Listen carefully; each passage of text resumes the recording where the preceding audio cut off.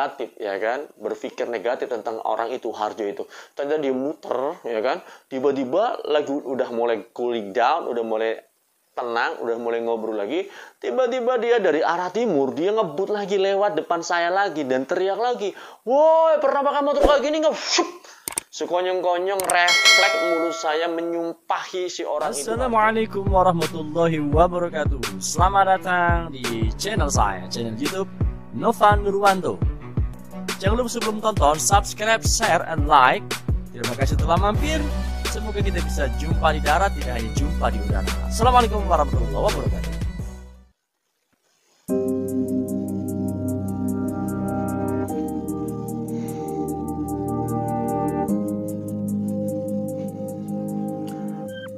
Halo guys, assalamualaikum. Ketemu lagi dengan saya Novan Nurwanto. Saya lagi baca-baca berita tentang yang lagi heboh ya, virus corona. Subhanallah ya, Jakarta sudah mulai darurat virus corona ya, sudah ada keluar kebijakan dari gubernur untuk meliburkan sekolah, mungkin juga kantor-kantor, dan melarang aktivitas yang banyak manusia kumpul. Ini artinya luar biasa ya. Virus corona sudah bisa menghebohkan seluruh jagat raya. Mungkin ada lebih kurang 118 negara, 70% dari seluruh negara di dunia sudah kena, dan termasuk Indonesia. Kita sedang kena musibah, Indonesia salah satunya sedang kena musibah, dan kita semua lagi berhati-hati. Pemerintah pusat maupun pemerintah daerah sedang berusaha untuk mencegah penyebaran virus ini dan menangani orang-orang sudah terkena virus. Tapi yang sangat saya sayangkan, dari sekian banyak informasi yang sifatnya informatif, saya lihat ada juga ya orang-orang yang masih bisa bergaduh, masih bisa berantem, masih bisa saling menuduh, saling bersuudzon, saling menuding. Di Twitter perang, ada yang bilang gubernurnya cari muka lah, ada yang bilang presidennya beginilah. Saya nggak habis paham, nggak ngerti ya, apakah mereka punya selantiasa sesuatu dikaitkan dengan politik sehingga mereka harus selalu berseberangan, berantem. Miris sekali saya melihat banyak tweet-tweet yang nyinyir, komentar-komentar yang nyinyir, padahal pemerintah, baik pemerintah pusat maupun pemerintah provinsi, mereka lagi benar-benar berjuang melawan virus ini. Udahlah dulu, lupakan politik dulu lah, lupakan pertentangan dulu lah, tahan dulu lah komentar-komentar yang nggak bagus, tahan komentar-komentar yang negatif, saling menjatuhkan, saling menuding, janganlah. Mereka lagi berjuang loh, pemerintah pusat maupun daerah. Saya lihat mereka sedang sangat sigap, sibuk banget menghadapi ini. Terus Anda sudah berbuat apa sampai kemudian Anda merasa berhak untuk menghakimi pemerintah, menghakimi gubernur Jakarta, menghakimi presiden? Anda sudah bisa berbuat apa? Yang paling penting adalah minimal Anda nggak menambah keruh suasana ini. Rakyat ini sudah mulai liar, sudah mulai gusar, sudah mulai panik dengan berita-berita yang berseliweran tentang corona yang sudah masuk ke Indonesia. Janganlah rakyat ini dibikin makin bingung, makin tegang, makin stres, makin digosok-gosok oleh opini-opini Anda yang ada di Twitter atau masuk media. Sangat tidak bijaksana sekali kalau kita makin mempengaruhi suasana. Mungkin ini akibat dari banyak orang yang terbiasa memframing orang lain dengan framing negatif. Mungkin karena framingnya negatif, mungkin karena ada dendam, atau mungkin karena ada kepentingan yang lain, sehingga banyak sekali di Twitter ini saya lihat kok banyak banget orang yang mudah menjudge orang, ya kan, memvonis orang, menuduh orang. Padahal perbuatannya mungkin bagus, tapi kemudian kalau perbuatan bagus, kalau gua nggak suka sama dia, meskipun bagus, pasti framingnya bakal dibikin jelek, ya kan? Kerjanya bagus, misalkan ada gubernur kerjaannya bagus nih, handling penyakit virus corona dengan berbagai macam kebijakan, apa aja pasti dibilang jelek, cari muka lah, atau mungkin presiden lagi kerjanya bagus nih, sangat hati-hati dan sebagainya, ada lagi orang yang menyinyal. Mungkin karena sebenarnya bukan presidennya, bukan gubernurnya, bukan pemerintahnya yang jelek, tapi otak Anda mungkin, perasaan Anda, emosi Anda mungkin, energi Anda yang negatif. Sehingga setiap apapun kebijakan yang orang lain buat, yang orang lain yang Anda lihat, framingnya selalu negatif. Saya punya kisah tentang ini ya, betapa penting bagaimana kita menjaga diri dari berburuk sangka kepada orang, berpikiran buruk kepada orang, berprasangka buruk kepada orang. Karena bisa jadi apa yang kita lakukan, apa yang kita sangkakan kepada orang itu jauh dari apa yang sesungguhnya terjadi pada diri orang itu. Singkat cerita begini guys, ini tahun 2010 ya, kalau nggak salah kejadian tahun 2010. Saya ini aslinya dari Tegal. Ada satu kampung di Tegal, di Kabupaten Tegal, namanya Lebak Siu. Lebak Siu ini lebih kurang 1 jam dari kota Tegal. Kecamatan Lebak Siu, mayoritas penduduknya ini adalah pedagang martabak. Ya kan, termasuk saya punya orang tua dagang martabak. Hampir kalau kami lulus sekolah SD, nggak bisa ngelanjutin sekolah, sebagian besar kami pasti berangkat keluar kota ikut orang jualan. Atau minimal jadi kernet, atau minimal lama-lama kita bisa punya pangkalan sendiri. Maka budaya di tempat kami merantau, dan setiap kali pulang lebaran kita kumpul. Dan satu di antara kebiasaan orang perantauan ketika mudik pulang kampung, dia kan ingin nunjukin keberhasilannya, ya kan? Singkat cerita tahun 2010, saat itu saya alhamdulillah di bisnis sedang mulai lagi bagus-bagusnya. Setelah 2006 mengalami kejatuhan, 2006 saya coba bangkit lagi, 2010 udah mulai baik kondisinya. Mudik lah biasa, lebaran kan? Nah, saatnya lebaran mudik, waktu itu saya ada 2 mobil ya, satu Kuda Grandia, satu Nissan X-Trail ya. Kejadian di suatu sore, ya kan, jadi dari rumah saya di Tegal, di Lebak Siu itu, lebih kurang berjarak 20 meter ke depan itu ada jalan raya, ya. Dari arah timur itu ada patung GBN, ya, jalannya itu menurun sedikit ke arah barat, ya. Suatu hari saya lagi duduk, ngasuh anak pertama saya, namanya Zafir, ya. Waktu itu masih kecil, ya. Lagi asik-asik ngasuh anak saya, begitu menikmati sore hari di kampung halaman, ya kan, lebaran H+ berapa saya lupa waktu itu. Lagi asik ngobrol sama saudara gitu kan, di pinggir jalan, di trotoar ya, ada trotoar di situ, ada tukang martabak juga di situ. Tiba-tiba dari arah sebelah timur ya, dari arah patung GBN, dari arah atas begitu. Saya ingat sekali ada satu teman SD ya, teman SD yang waktu itu tidak cukup beruntung sehingga ketika dia lulus SD nggak sanggup lanjutin sekolah. Dia ikutlah ya berjualan martabak sama orang lain, kalau nggak salah di Makassar, sampai kemudian dia bisa punya pangkalan martabak sendiri. Ya artinya dia bisa bisnis sendiri.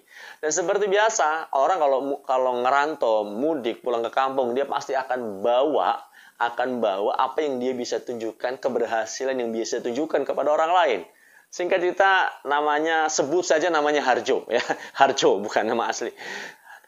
Saya lagi asik nih ya kan, saya lagi asik ngasuh anak gitu kan di trotoar, lagi asik-asiknya ngasuh anak, lagi asik-asiknya ngobrol sama saudara saya. Itu ada si Harjo itu, dia lagi naik motor Vario dari arah timur, arah atas begitu, naik motor Vario. Varionya kayaknya Vario baru, mungkin dia baru bisa beli motor Vario. Dia pakai di hari lebaran itu, pakai motor Vario dari arah atas, dari timur ke barat, kenceng. Saya yang lagi asik, tiba-tiba dia lewat depan saya, dia sambil teriak, "Woi, pernah pakai motor kayak gini enggak?" Apa yang Anda rasakan kira-kira? Anda lagi santai nih, ya kan, duduk lagi bareng sama saudara ngobrol asik. Tiba-tiba ada orang pakai motor baru, sombong lewat ngebut sambil teriak, "Woi, pernah pakai motor kayak gini nggak?" Kaget saya. Langsung di pikiran saya perasaan marah ya, rasa marah, pikiran negatif. Dalam pikiran saya, ini orang sombong bener ya kan. Baru bisa beli motor Vario aja ngebut di depan kita teriak-teriak. Pernah pakai motor kayak gini nggak? Pamer. Dia nggak tahu kali. Ya kan waktu itu sombongnya anak muda kan. Dia nggak tahu kali. Aku mudik pakai 2 mobil ya kan. Udah Grandia, Nissan XL. Dia baru tahu, mungkin belum tahu Vario itu digunain sama pembantu saya untuk belanja ke pasar. Belum lama saya bergumam negatif, ya kan, berpikir negatif tentang orang itu, Harjo itu. Ternyata dia muter, ya kan, tiba-tiba lagi udah mulai cooling down, udah mulai tenang, udah mulai ngobrol lagi. Tiba-tiba dia dari arah timur, dia ngebut lagi lewat depan saya lagi dan teriak lagi, "Woi, pernah pakai motor kayak gini nggak?" Sekonyong-konyong refleks mulut saya menyumpahi si orang itu, Harjo. "Wah, sombong lu, baru pakai motor Vario aja sombong lu, nyungsep kamu ke comberan, nyungsep kamu ke sungai." Dan ternyata memang nggak mungkin jarak sekitar 10-20 meter dari tempat saya duduk. Kalau Anda main ke kampung saya mungkin Anda bakal tahu ya. Itu ada sungai, ya kan, depan sekolah SD Negeri 1 Lebak Siu itu ada sungai. Ternyata nggak berapa lama sebegitu dia lewat, saya ngumpat kata-kata negatif, itu mungkin tajam di kabur, masuk dia ke comberan. Suaranya lumayan keras. Ketika si Harjo ini masuk ke comberan, jatuh, ya kan, kesakitan. Apa yang saya rasakan? Waduh, saya lari mendekati dia. Waduh, dalam hati namanya orang lagi benci, orang lagi kesel kan. Saya bilang sama dia lagi duduk sakitan tuh, motornya lagi muter, gitu kan, kakinya lagi dipegang kesakitan. Saya begini aja, Rasain lo, makanya jangan sombong. Baru punya motor Vario aja sombong. Si Harjo ini sambil nahan sakit sambil lihat begini, siapa yang sombong? Lu tadi baru bisa beli motor Vario aja sombong, pernah pakai motor kayak gini enggak? Siapa yang sombong? Saya kan bolak-balik nanya teriak, pernah pakai motor kayak gini enggak? Gua mau tanya remnya ada di mana? Astagfirullahaladzim. Ternyata Harjo bolak-balik 2 kali lewat teriak kenceng banget. Itu teriak bukan karena mau sombong, tapi karena dia cuma mau nanya, woi pernah pakai motor kayak gini enggak? Remnya di mana? Itu nggak kedengeran saking kencengnya. Bapak Ibu sampai suudon sama Hamzah, sempat saya berburuk sangka sama dia, ya kan Pak. Tapi ketika ketemu, dikonfirmasi, ditanya, ternyata apa? Bukan untuk sombong, ternyata dia ingin bertanya tentang remnya di mana, karena mungkin dia baru pernah pakai motor metik, dicari remnya ada di mana, nggak ketemu padahal di tangan. Teman-teman semua, mungkin seperti itulah cara kita melihat orang lain. Seperti itulah cara kita menilai orang lain. Kita hanya menilai dari apa yang kita lihat, tidak kita menilai dari apa yang sesungguhnya terjadi. Terlalu cepat menilai orang, terlalu cepat mengambil sebuah kesimpulan, maka sebagian besar mungkin kesimpulan kita salah terhadap orang lain. Maka saran saya teman-teman semua, yang pertama, jaga diri untuk tidak menghakimi orang lain dengan cepat. Apalagi menghakimi dengan negatif, mengejat dengan framing negatif. Hindari, karena sebagian besar framing negatif itu bisa jadi salah. Itu yang pertama, hindari. Tahan dulu untuk menilai orang. Tahan dulu, jangan menghakimi orang. Kalau Anda sudah hakimi orang lain itu salah, dan apa yang sudah Anda katakan adalah kesalahan yang kemudian tersebar kepada orang lain, bisa jadi Anda termasuk dalam golongan orang yang menyebar fitnah. Maka yang kedua yang terbaik adalah tabayun dulu. Kalau di dalam Islam ada namanya tabayun. Sesuatu yang Anda lihat nampak buruk pada orang lain, belum tentu sesuatu itu buruk. Maka di dalam Islam diajarkan tabayun. Klarifikasi, datangi, tanya, benarkah begini, benarkah begitu. Setelah Anda mendengar informasi yang sebenarnya, jika itu betul adalah sebuah keburukan, telan aja, pecah di perut, jangan pecah di mulut. Kenapa? Kalau keburukan, Anda jangan menjadi penyebar keburukan orang. Tapi kalau sebuah kebenaran ya, tapi kalau sebuah kebaikan, mungkin Anda bisa sebarkan kebaikan kepada orang lain. Karena yang terpenting Bapak Ibu, bukan keburukan orang lain yang harus kita nilai atau harus kita sebarkan. Karena yang terpenting kita harus jaga mulut kita, pikiran kita, emosi kita, tindakan kita dari sesuatu yang buruk. Karena semua keburukan yang kita ucapkan, yang kita pikirkan, yang kita rasakan, yang kita lakukan, itu semuanya bakal kembali pada diri kita. Kalau orangnya yang Anda sebarkan keburukannya nggak terima, dituntut di akhirat, menjadi masalah besar, bukan hanya untuk dunia Anda, tapi untuk akhirat Anda. Kita hidup ada yang ngatur, kita hidup ada yang ngontrol, kita hidup ada peradilannya, baik peradilan di dunia maupun peradilan di akhirat. Nggak seberapa sih kalau dilaporin, ya kan, undang-undang pencemaran nama baik, nggak seberapa mungkin. Tapi kalau di akhirat, orang yang Anda jelek-jelekan, orang yang Anda judge itu tidak terima dengan perlakuan Anda di dunia, dan dia menghakimi Anda, semua amalan baik Anda pindah ke dia. Kalau Anda habis, semua dosa-dosanya pindah ke Anda. Mengerikan sekali. Maka teman-teman semua, mari kita jaga diri dari mengatakan sesuatu yang tidak baik tentang orang lain, baik secara langsung lewat mulut atau lewat tulisan media sosial. Apalagi di situasi yang seperti sekarang ya, masyarakat sudah banyak resah dengan virus ini. Maka jangan sampai keresahan itu ditambah hanya gara-gara Anda nggak bisa menjaga mulut Anda nggak bisa menjaga jempol-jempol Anda dari berkata yang tidak baik, dari beropini yang tidak baik.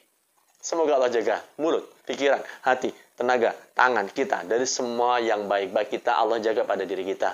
Sehingga kelak Allah jemput kita dalam keadaan baik. Teman-teman semua, sampai ketemu dengan saya di video-video yang lainnya, di kisah-kisah berfaedah yang lainnya. Pesan dari saya tetap, ya, jangan lupa, keep high spirit and stay humble. Assalamualaikum warahmatullahi wabarakatuh.